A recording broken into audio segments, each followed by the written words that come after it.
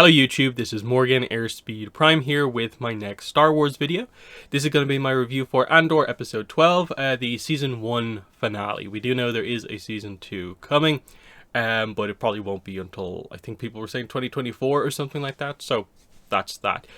So, we get to the finale, the season is done. In general, what I would say about this is that I thought it was a pretty good episode overall.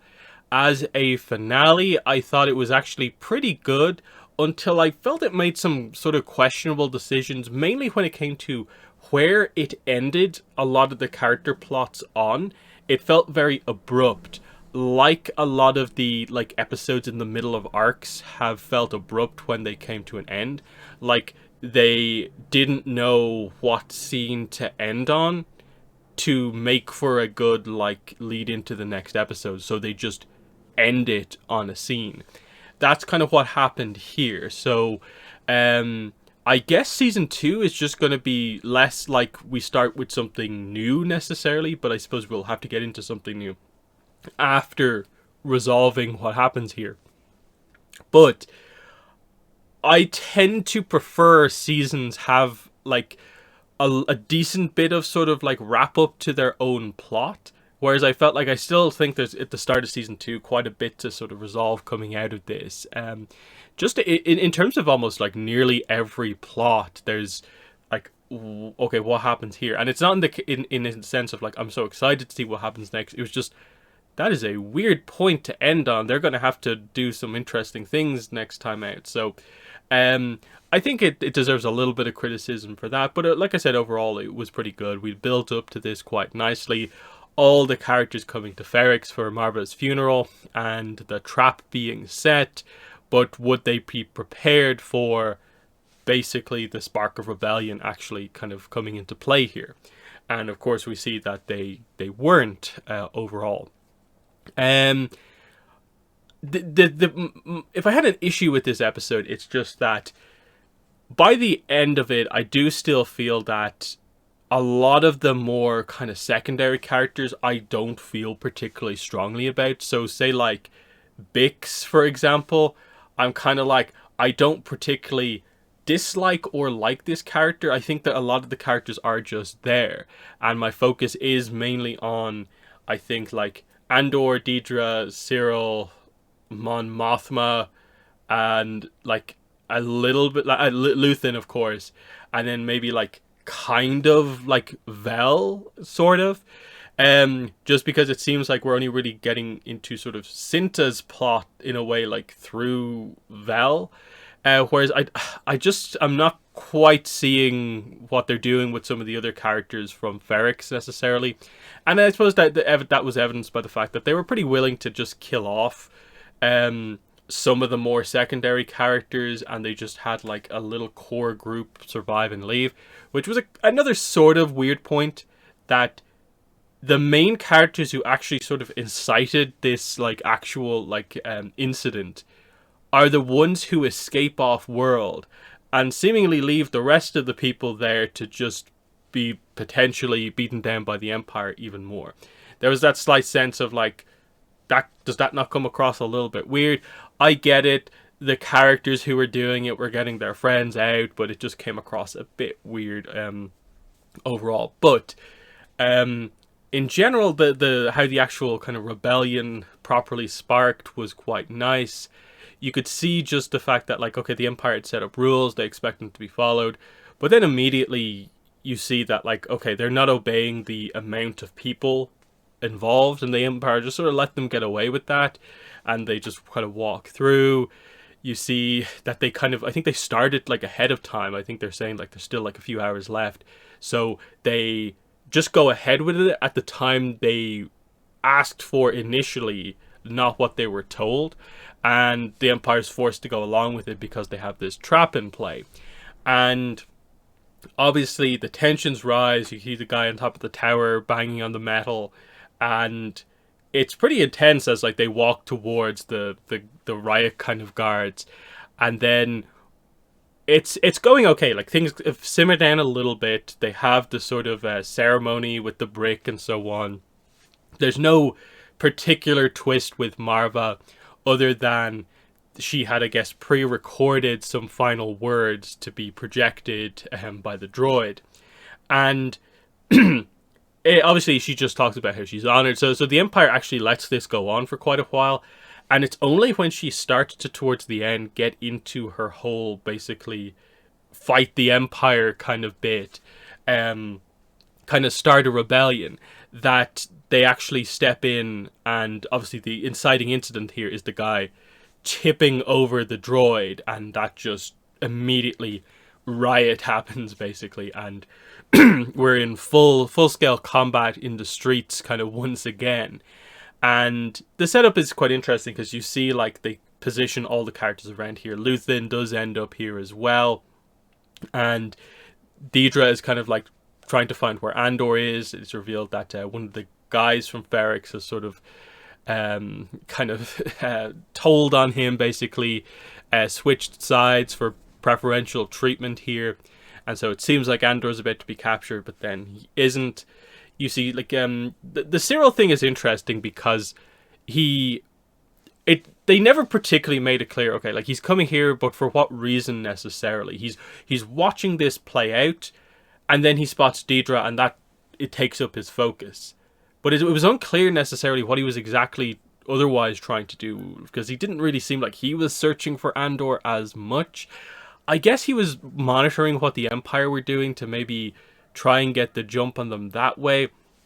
But the main thing with Cyril was, of course, saving Deidre from the chaos in the streets, which was an interesting scene to see this character who's been so composed in nearly every scene just be scrambling for her life on the ground when it all kicks off.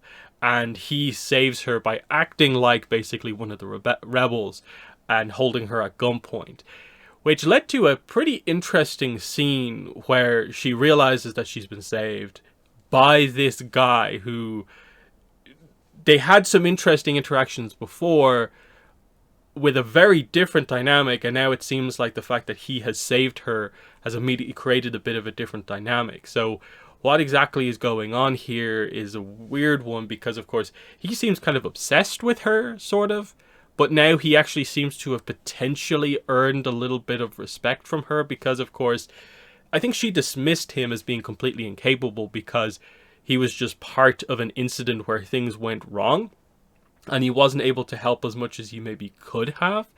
But here he has found his way here with information he's sort of gathered himself, with no support from her as such, and is right there and actually helps her. So it's this kind of realization of just like, oh, kind of with him, I guess I have this like ally person. When they calm down after this scene and we see what happens, I guess, in season 2, it will be interesting to see like where this goes, because I don't think I was the only one who was thinking that like there's a kind of weird romantic kind of tension going on here, sort of. It's weird because of in a way I would say like the characterization of like both characters. You don't necessarily think that like either of them are going to be involved in a romantic relationship, and this might be the direction it goes in. So I can see her maybe like agreeing to maybe what was planned before, perhaps, where he becomes sort of an assistant to her and they're kind of working together on this. Will they go down the romance path? Perhaps that could be something. Might she only like want to be a bit nicer with him because he saved her? We'll see how it goes, because it's a weird thing where, of course, she has effectively been, in a way, sort of like the main villain because she's been the closest to finding out about the rebel cells.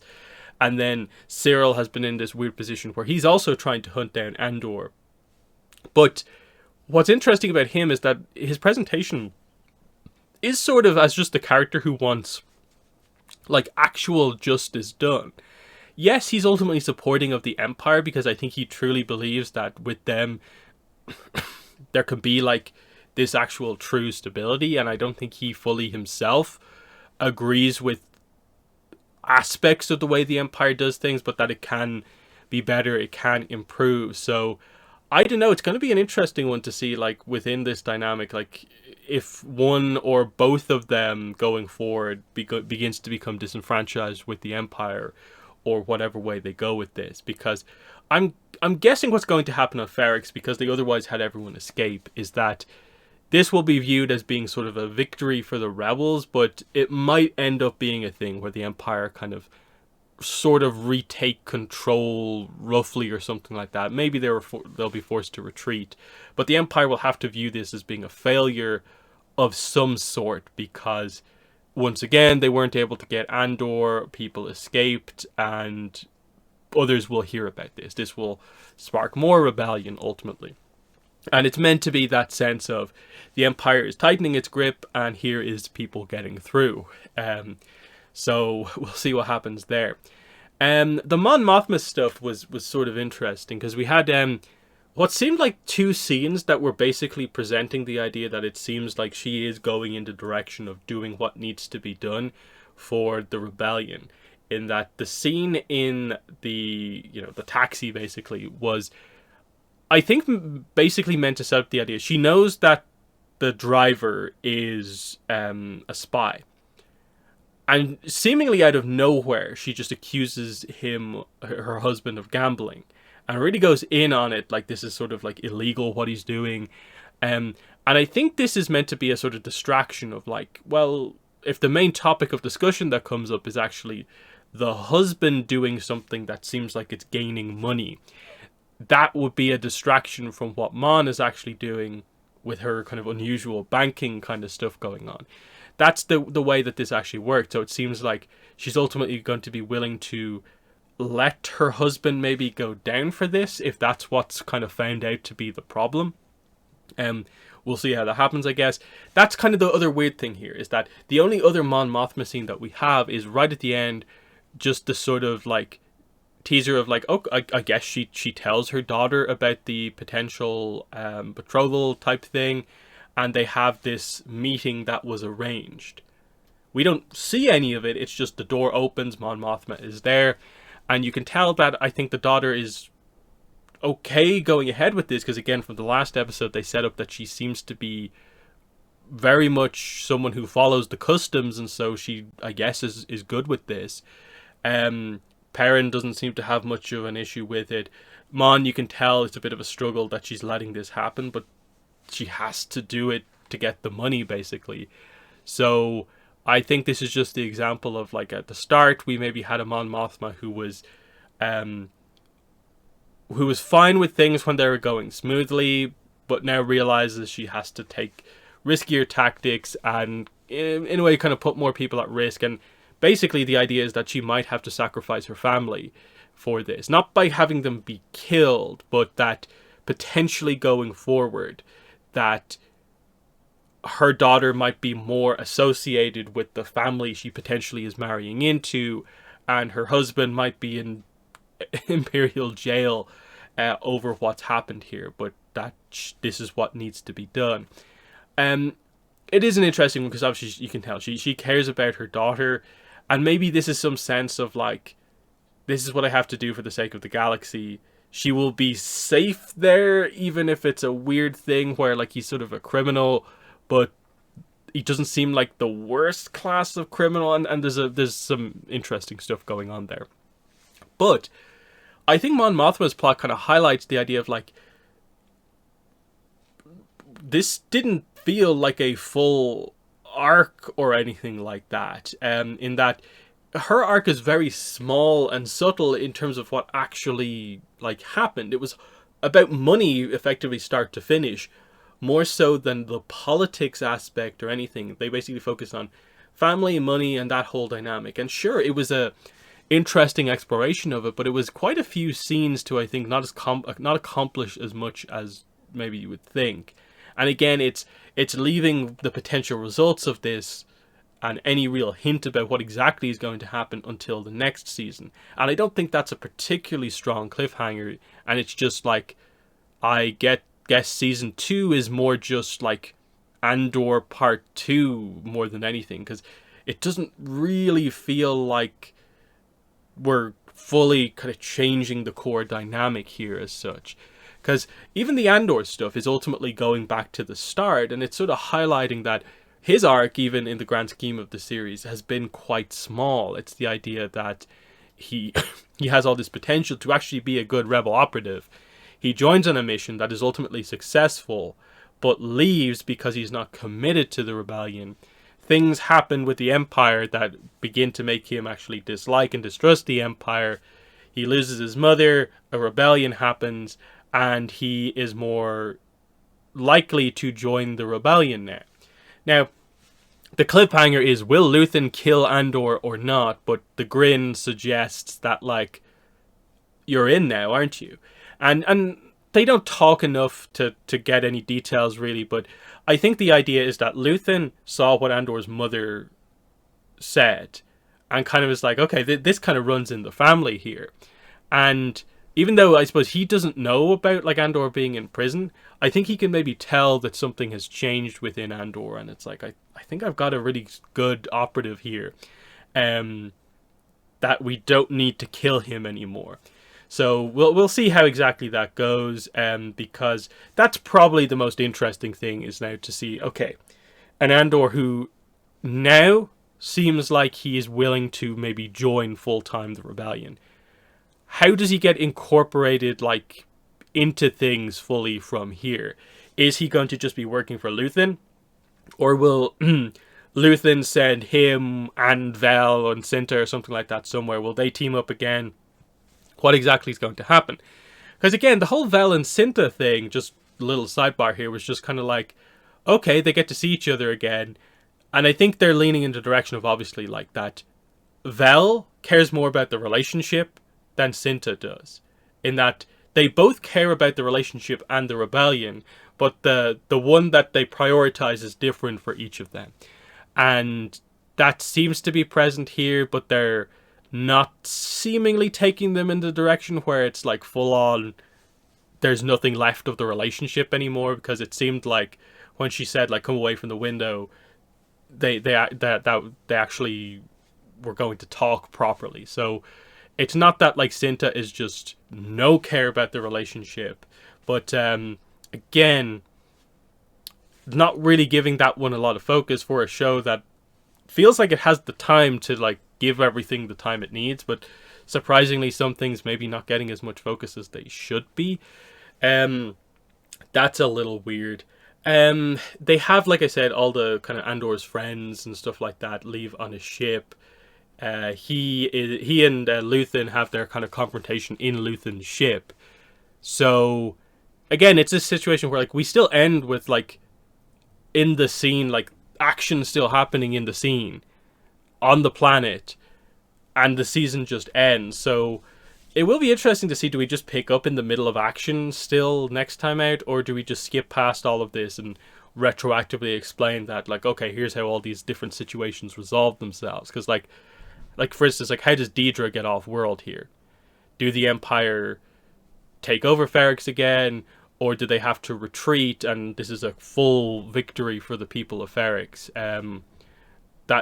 All those sort of questions are kind of like, okay, what exact way are you going with all of this stuff? So I think that's nearly everything. The Krieger stuff, actually, because they've been talking about this for quite a while. I was a little surprised to see that the only real scene with that was just sort of the ISB monitoring it and being like, oh yeah, it just happened, everyone taken out, wasn't even a fight, it's over, everyone's dead. And the main discussion actually is more about the idea that everyone else seemed to agree with the idea that this should be a show of force because it's what the Emperor would want. And Deidre is the one who actually wanted someone left alive. That seems to be her kind of big focus in all of this. So I think that's about everything I wanted to say about this. In terms of final thoughts, I suppose, on the season overall, like, I think you have to say, like, Andor is a good show. I think for me, where it stacks up is like, it's probably like this, like, 8 out of 10 show, where, like, it's very good, but to me, it's just brought down by, you know, I don't think the new approach that they've taken here has been, like, perfectly done. I think there is still an evolution to this to happen, and I think they need to not take everything from this and use on other shows, but just kind of select pieces. that it does feel like a little bit, in terms of like the discourse surrounding Andor, like this leans into the direction of almost kind of borderline toxic positivity, which is a thing where I think previously in Star Wars we mainly been dealing with maybe toxic negativity. This is kind of the other side of that coin, and you're seeing a lot of people being like, this is a much more sophisticated thing, and basically the idea is that like anyone who doesn't like it or has an issue with it is like an idiot Star Wars fan who just wants to see lightsabers all day. And there's this weird thing of like, why are we like really leaning in on the idea of like kind of like defending the idea that this show has seemingly taken an approach to be not as Star Warsy as other shows, as if like that is a problem? Like, in a way, like, why are we like ashamed of Star Wars being Star Wars? Like, I would like to see Andor season 2 lean more in that direction, that like I want to see more interaction with alien characters and not just have it be in like select moments, background shots. Like, have us have an actual like alien character who's there, because like again, that's the whole kind of one part of the rebellion dynamic as well, is to have more alien characters. So I'd like to see something like that happen, for sure.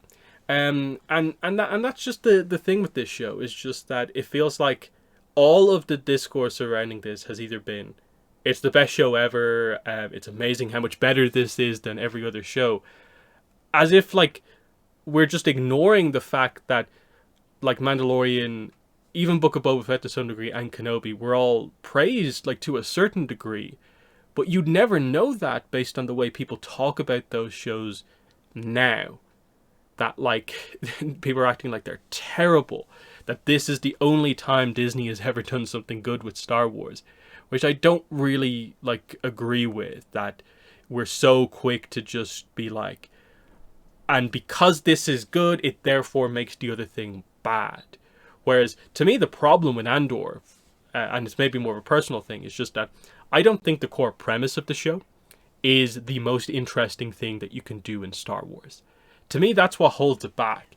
And I think for a lot of people, and if this show turns out to not have as high numbers as maybe the other shows, I think that's your core reason why. It's not because of the actual quality of the show, it's just because of what the story actually is. We are doing basically a prequel to the prequel of the original trilogy. And it's a thing that is setting up rebellion stuff, which we have seen before in other Star Wars.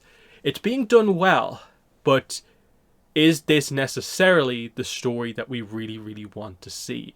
And I think that's the thing here, is that what if we did this, but with a bigger story that felt more in general Star Wars? I would love to see what the reaction to that would be, because then I think a lot of the crowd who are maybe leaning more in the Andor's really bad category would be kind of feeling like, oh, actually, there's something here. And I actually like the depth that's being given to these things that I now really, really care about. But you are still giving the people who really like Andor the same like sort of like production approach overall. Because that's kind of the main thing that should be taken from Andor, is to make more use of sets, what seems to be like a higher budget, and put more time into the quality of the writing. And when needed, let scenes be a little bit longer than they perhaps need to be. This show perhaps leaned in that way a little bit too much, that because it didn't have the big plot stuff going on at all times, it maybe lingered on dialogue scenes for too long, too much of the time, when it could have covered, I think, more ground by just being a little bit more focused, a little bit more fast-paced. Again, I'm not saying the pacing in this show is terrible or awful. It's just I could have done with, for what this story is, it being just a little bit quicker paced. This is the first time they're doing this for Star Wars. You can't say it's been absolutely perfect. There is room to grow, and for me, that's one thing. Is like knowing when they can actually have super high-paced stuff. And this is the learning for both sides of things. This probably needs to learn how to quicken up the pace a little bit. Some of the other shows probably need to learn how to slow down a little bit.